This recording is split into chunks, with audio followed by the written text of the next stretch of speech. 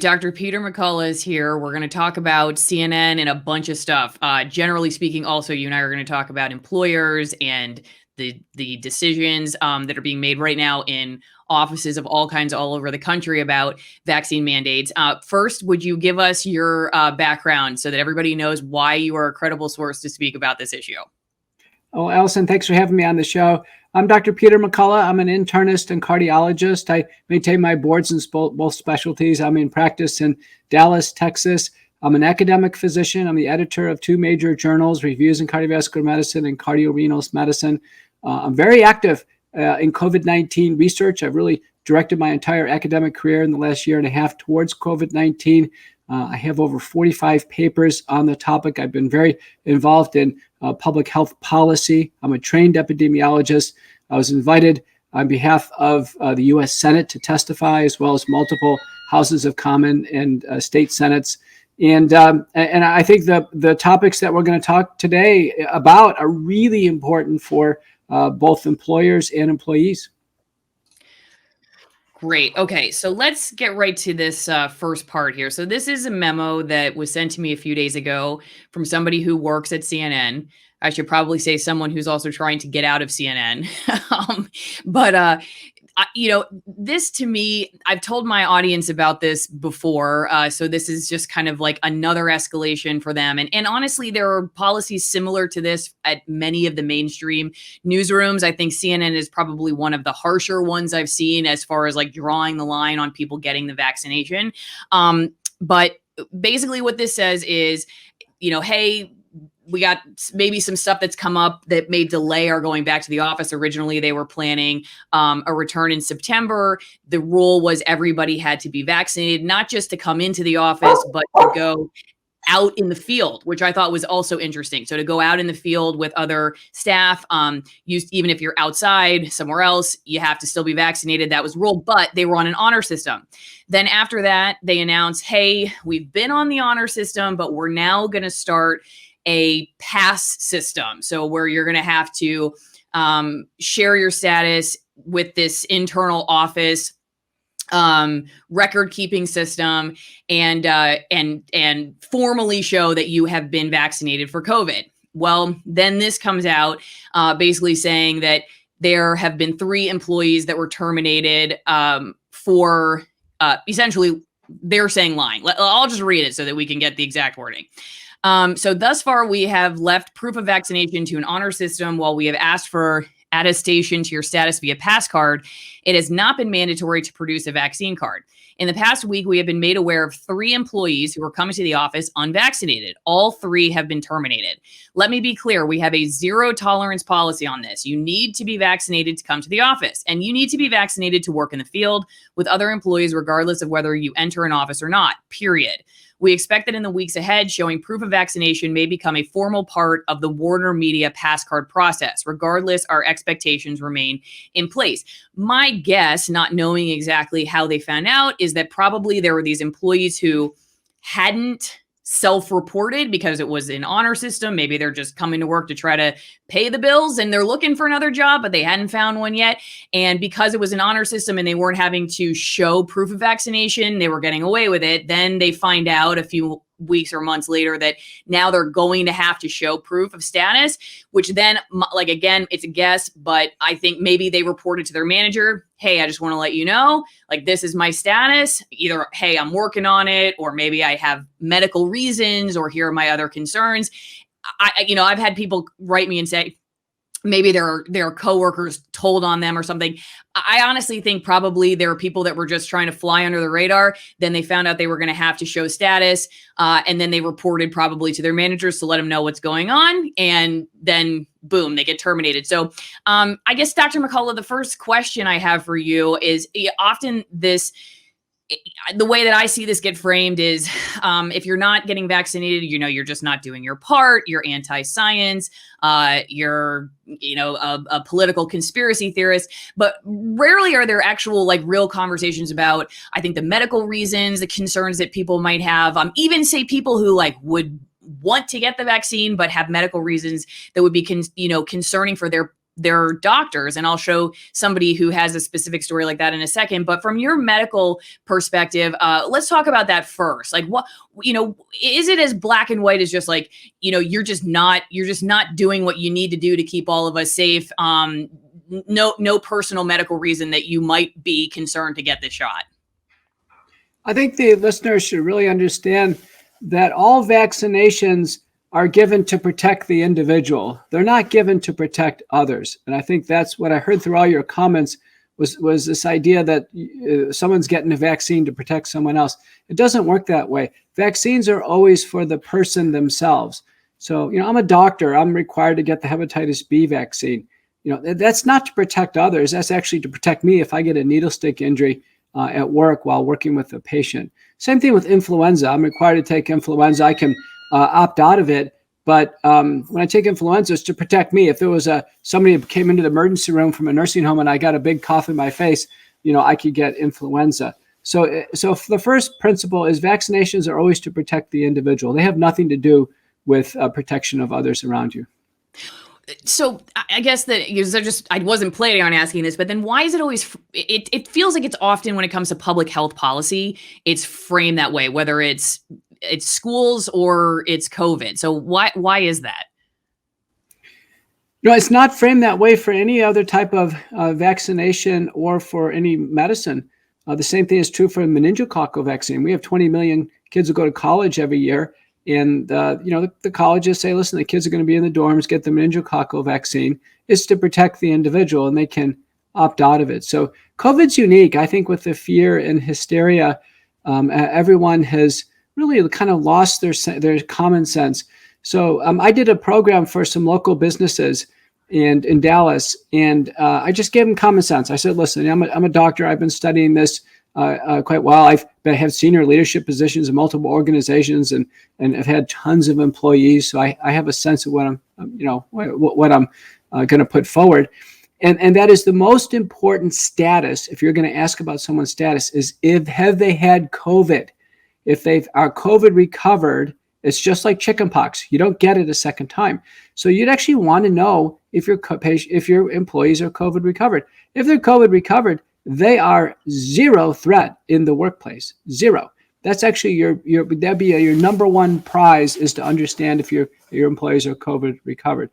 And then this next issue of vaccine status or not, the vaccines are investigational. Even knowing out of the clinical trials, we know that Pfizer and Moderna out of the clinical trials were about 90% protective, and Johnson & Johnson about 70% protective. So if the employers really, really cared about COVID in the workplace, it seems to me they really would be demanding Pfizer and Moderna. They wouldn't just let all three, since there's a difference in their efficacy right there. And then since that time, we've seen an erosion of their efficacy. There was a report out of Herzog in Israel, I believe today or yesterday, that basically has the Pfizer vaccine now at about 17% protective. So the vaccines are basically not sufficiently protective to certainly base any policy on whether someone has the vaccine or not. They could show up to work and give somebody COVID. So there would be no reason. If you're going to fire an unvaccinated person, you might as well fire a vaccinated person. They're equally as likely to bring COVID into the workplace. I think the most important thing is understand who the COVID recovered patients are. They're completely immune. They don't need the vaccine. And the second most important thing is have common sense policies. We shouldn't have anybody show up to work who is sick.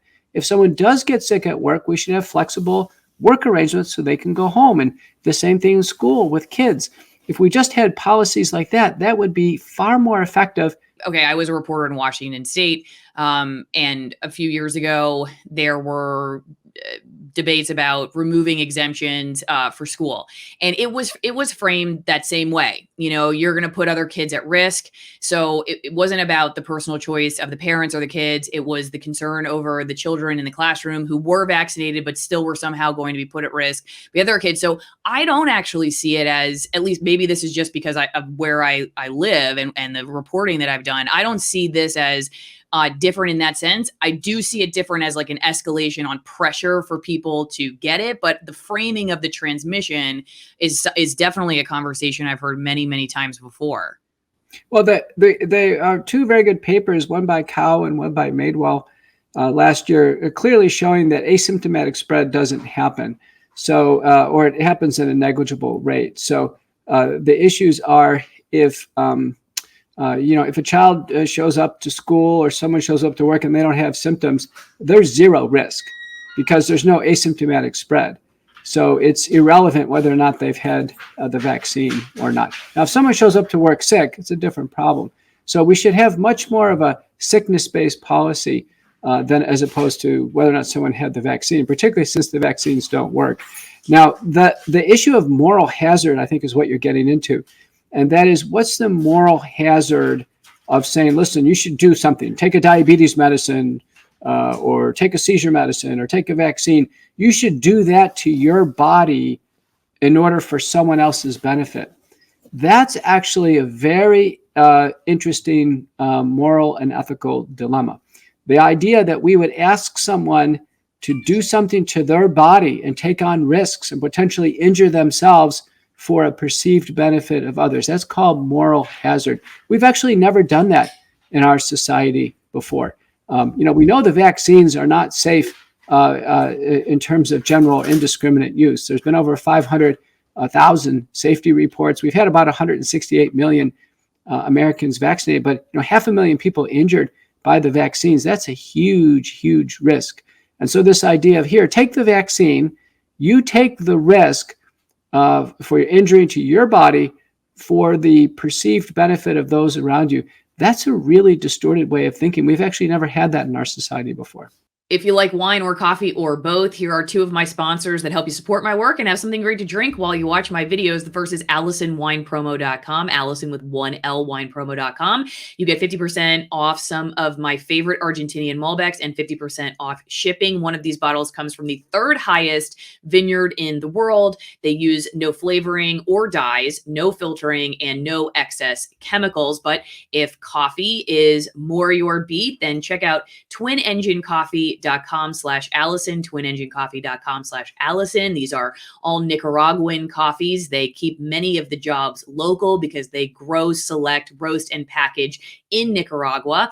They are USDA certified organic, shade grown, and high altitude. So again, TwinEngineCoffee.com/Allison, AllisonWinePromo.com. Have a great glass of coffee, a great glass of wine, and support free speech, whatever you're drinking. A lot of it has to do with the way that my old industry of mainstream news is framing the conversation, again, around not just these choices, because like I said, it's just so oversimplified.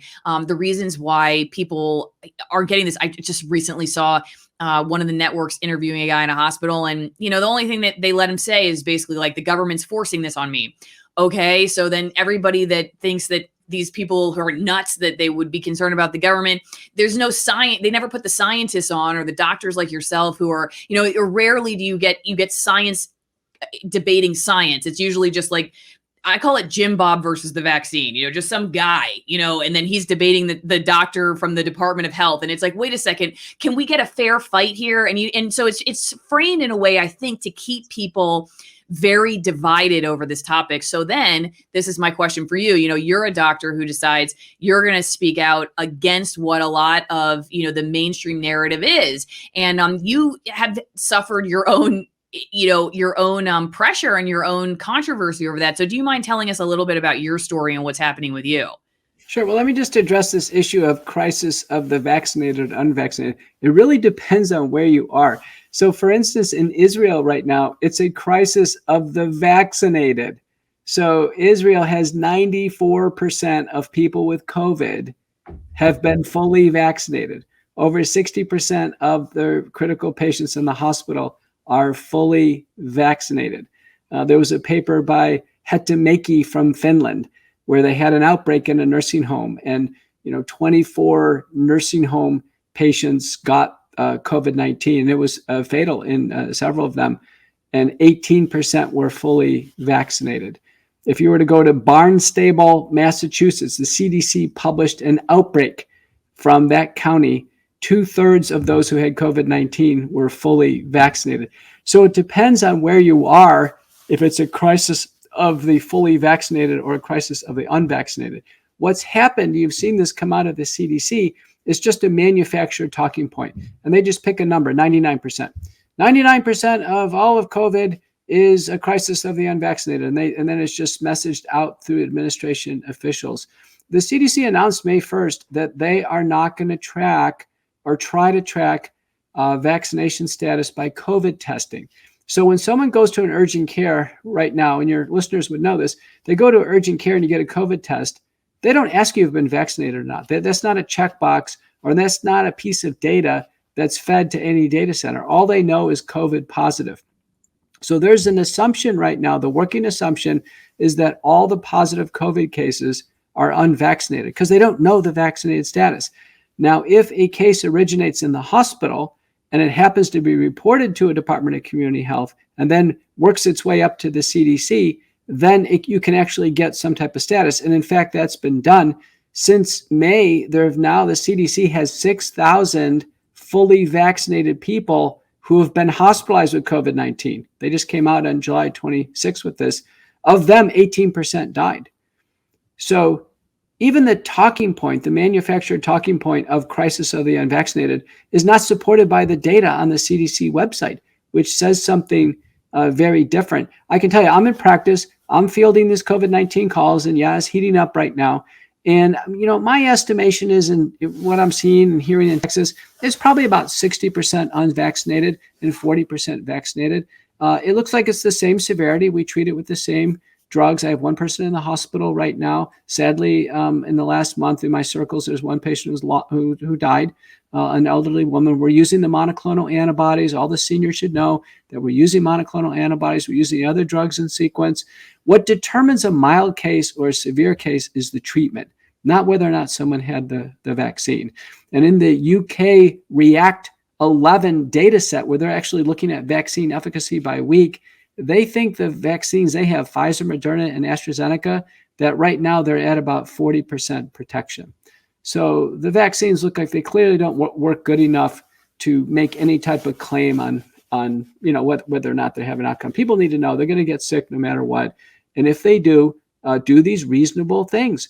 Get early treatment, get yourself away from others when you're sick. When you don't have any symptoms, you can't transmit it. And the employers just simply need to just drop these vaccine mandates and these policies. They're going to be so embarrassed with these employees who are going to get COVID-19 anyway. You mentioned about what happened to me. I've been very assiduous with my referencing the literature. Your listeners will hear me quote these papers, and you can find them on the internet. That's the reason why I have First Author. I've been pinpoint, and I'm a regular contributor to Fox News. Last year, I was a regular contributor to The Hill. I published a whole series of op-eds on this. I was asked by many, both at the federal and state level, to give my expertise and advice and try to help America through the COVID-19 pandemic. And I did my role. I came up with the first early treatment protocols for the world and 2 seminal papers. Well, the day that the health system that my practice is in, Baylor Scott and White Health System, announced their unwanted vaccine mandate, of which not a single employee was excited to hear about this mandate, they actually slapped in damages for the allegation that I was falsely using titles or affiliations with Baylor. And, just to explain, I work in a private practice. I see and examine patients in the Baylor University Medical Center. That's where my office is. We also hospitalize patients in the Baylor Heart and Vascular Hospital, which is attached. So I'm on active medical staff at both of those hospitals. My wife and I are donors to the Baylor Scott and White Charitable Foundation. I went to Baylor University in Waco, so there's an endowed scholarship under my name. My son just went there. So the name Peter McCullough and Baylor are inextricably linked. And so I signed a separation agreement with the Baylor Physician Group Health Texas Provider Network early in February, and I just transitioned over to private practice, but I'm still in the same complex.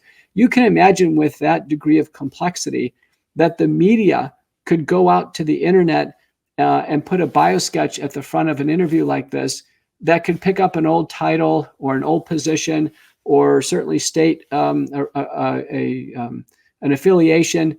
And what Baylor Scott and White said is, they said, Dr. McCullough, by virtue of this, is falsely representing us.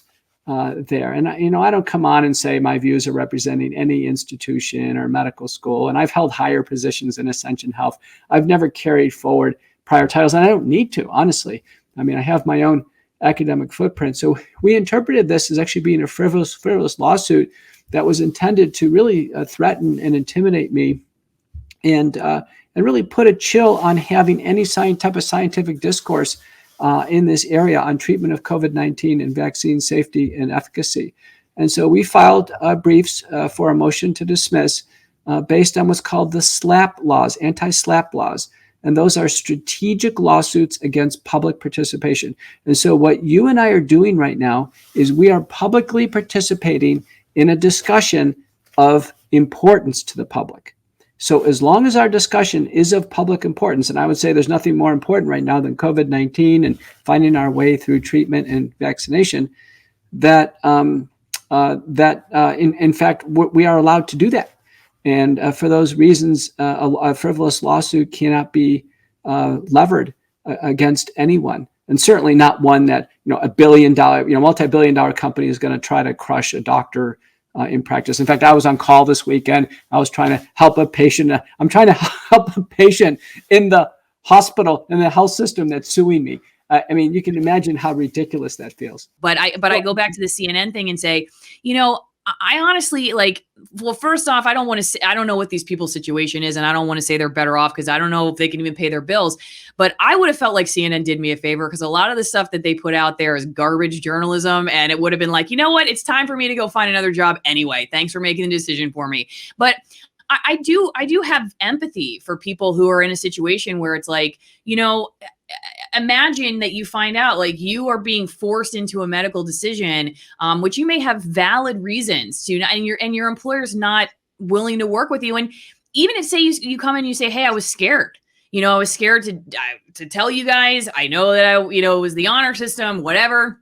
I felt like, or not even I'm scared. I felt like it's wrong for you to require me to tell you my medical status. I feel like that, I've never had to do that before. I feel like it's a violation of my privacy, whatever the reasons are, to not even, to say we have a zero tolerance policy on this one.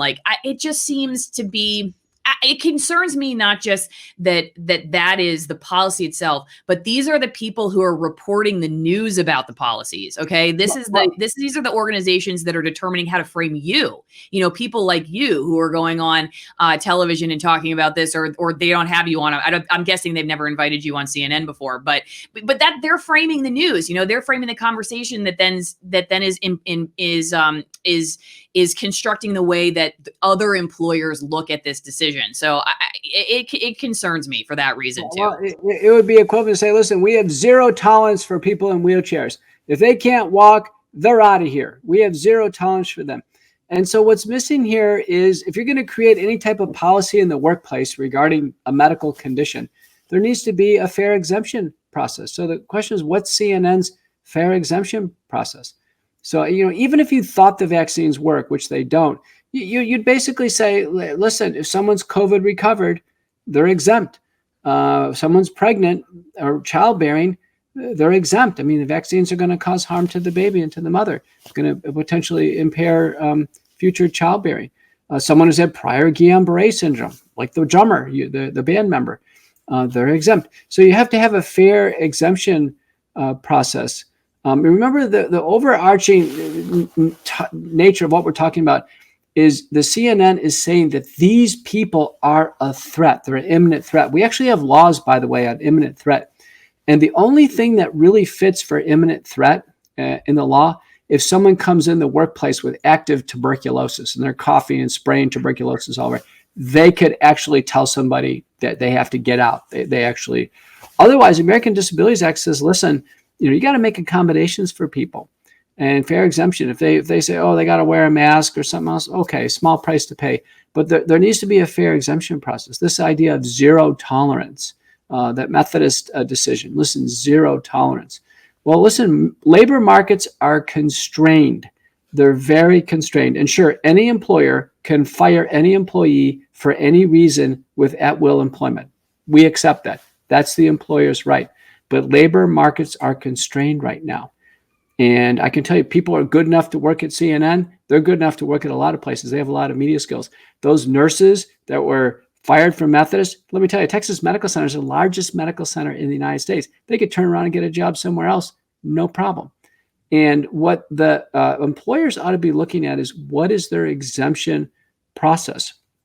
And don't forget, religious exemptions, they have to be honored. That's Title VII. They have to be honored. If someone says, listen, my religion says I can't have a harmful substance injected in my body, which is what the vaccines are. They're harmful. It's against my religion. No one can force that into them. And that's immediately. So you could look at CNN. Where are they at? They have a lawsuit for ADA. They have a lawsuit potentially for Title VII. They have a GINA lawsuit because of they're discriminating based on the genetic status of somebody based on the vaccine. And then there's probably other civil liberties things. So again, CNN's a deep pocket. I think it's going to be, a lot of this is going to be the suit and countersuit. The lawyers are going to get engaged on this. It'll be interesting to see how fair the judges are. Remember, our judges are our backstop for fairness. And listen, if there's no fairness in the courts, then people are just going to have to walk away and then wait till the dust settles and work it out some other way. Yeah. 52% of the nation doesn't want the vaccine. So don't forget, the majority doesn't want the vaccine. The vaccine rates have been negligible since April 8th. And there was an internet survey that was done. I think 12,000 people have answered it. And I think the number is 12% of Americans know somebody who's died of the vaccine. And talk about vaccine hesitancy. When a vaccine is associated with death that tightly and people are talking and they know, people are saying, no way. Sorry, that job's not worth it. Yeah, well, hey, if they, what, actually, I meant to say this at the beginning. If they're watching this, and I should say to people watching, can you please share this? Because if you were one of those employees who was terminated, I would really love to talk to you, especially if you'd like to talk publicly. Maybe you have a career on, independent media, probably not YouTube. I don't know. Maybe you make it on YouTube as long as you don't talk about COVID that often. But please message me or email me, because I would really like to talk to you. And for folks watching this, please share it. And my email is highly accessible. It's on my YouTube channel. I'm on a bunch of different platforms. You can direct message me on Twitter, Instagram, Facebook. I'm all over the place. This is a short clip for YouTube. If you want to see the entirety of this conversation, head to my other platforms. The links are in the description.